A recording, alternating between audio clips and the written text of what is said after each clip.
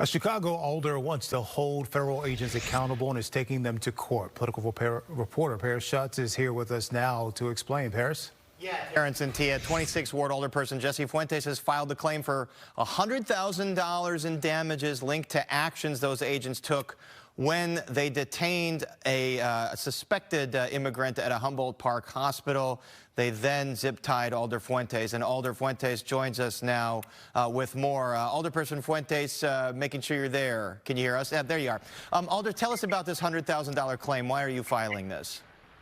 Absolutely. Well, first, Paris, the Federal Tort Claims Act is the only way that we can sue the federal government. Otherwise, the federal government is exempt from suits.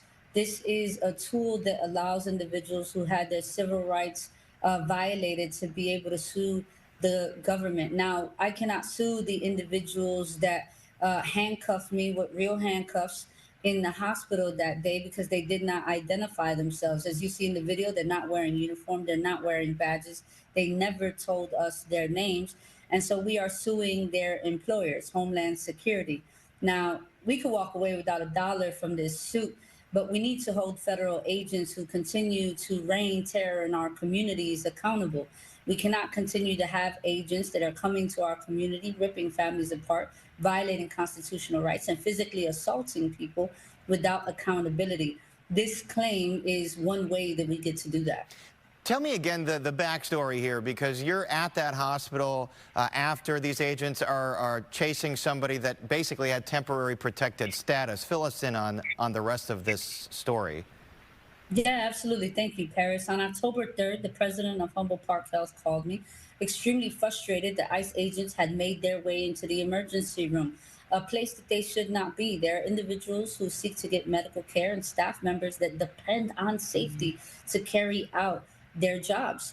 I made my way to the hospital, was received by the hospital leadership, taken where the ICE agents were, and simply asked the question. I asked if they had a signed judicial warrant for the individual that they had detained in the hospital. Now, this individual is still in the hospital with 2 surgeries that have been conducted on his leg because it was broken, shattered in multiple locations from his knee to his ankle.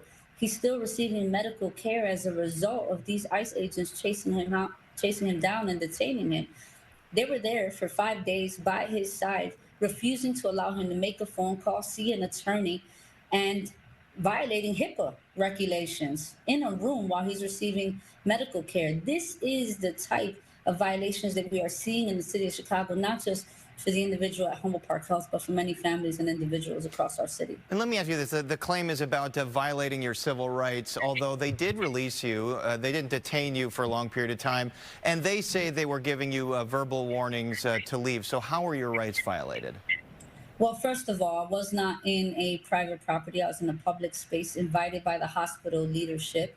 And I was asking a simple question. They could have walked away and not answered it.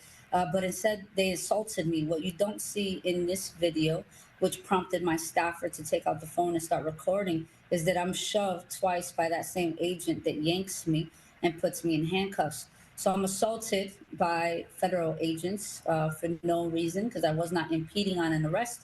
I was not seeking to speak to the patient that they had detained. I was asking a question in an emergency room, and I was handcuffed unjustly and detained with no legal parameters. But more importantly, we have 2 individuals that did not identify themselves, that did not show their badges, that did not read me my rights, handcuffing me and threatening to arrest me. All right, Alder Fuentes, what are the next steps now with this claim?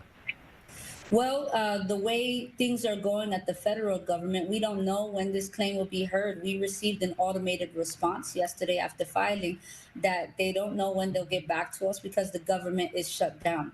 And so we stand patient, waiting for a response.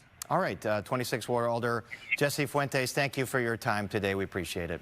Thank you for having me. All right, take care.